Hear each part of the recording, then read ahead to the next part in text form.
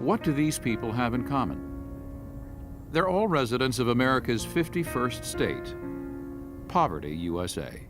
There are 34 million people living there, almost as many as live in California. 1/6 of all of America's children live there, a higher percentage than most industrialized nations. Many of its residents work full-time, 2 jobs, or even 3, and still can barely make ends meet. Poverty is hopelessness. Poverty is an experience when there seems to be no way out of a set of conditions. For a person that experiences poverty, his or her situation is so bad, so bleak, that they have very little options left.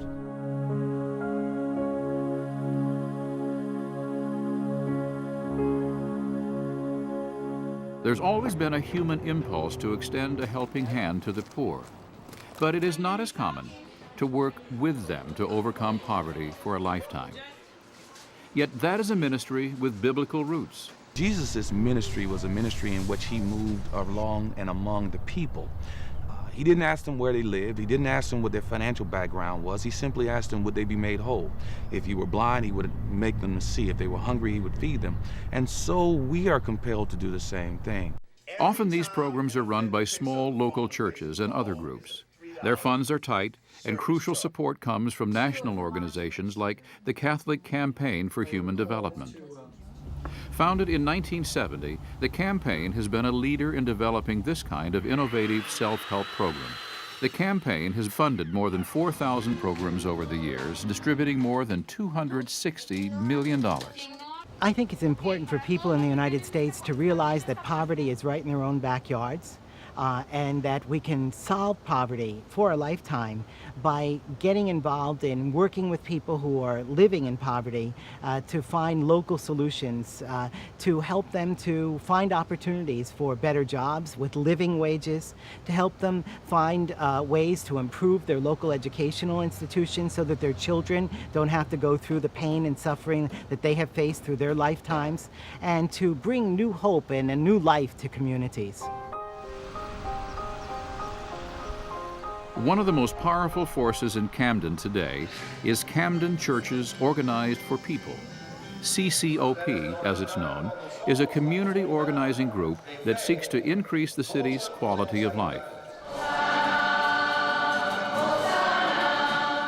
Starting in 1996, with the help of the Campaign for Human Development, CCOP set its sights on Camden's housing crisis and the far-reaching effects of abandoned housing.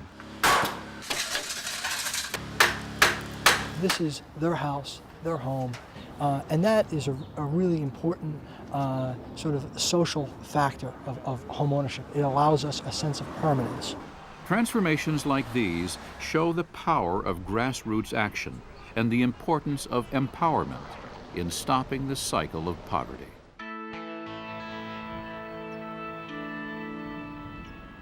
One of the greatest contributing factors to crime, low incomes, and gang violence in South Central Los Angeles, a public education system that Newsweek has called the worst in America. Education is probably the single most critical divide between a lifetime of poverty and the opportunity to escape poverty. If you drop out of high school, you are looking at a lifetime of poverty almost for sure. In the state of California, they use third-grade testing scores to determine how many prison beds they'll need in the future. So if you can't get an education, this state has taken the stance that by the time you reach third grade and you're not reading, we might as well prepare a prison bed for you. And so we decided to do something about it. That something was the GED Initiative. The GED Initiative is based on a simple idea that education is the best way to break the cycle of recidivism. They contacted me through someone saying, you talk about crime prevention, not just putting people in prison, but prevention. Our idea is let's make it a condition of their parole that they work toward their GED equivalent. And when they hit me with that, I thought that was a marvelous idea. By empowering themselves, the poor take control of their own destinies. That's a critical part of grassroots anti-poverty work, no matter what the location, whether the streets of the South Bronx or the wide open deserts of southern New Mexico. We could not have made the kinds of strides that we made, particularly in the startup phase, without the kind of support and funding and grant making that organizations like the Campaign for Human Development have made. By challenging the local culture in that sense, we have brought the low-income community to the table, whether that be in education or healthcare or job training or water. Too many times in the United States we look for the fast solutions, and often we find that those solutions don't last.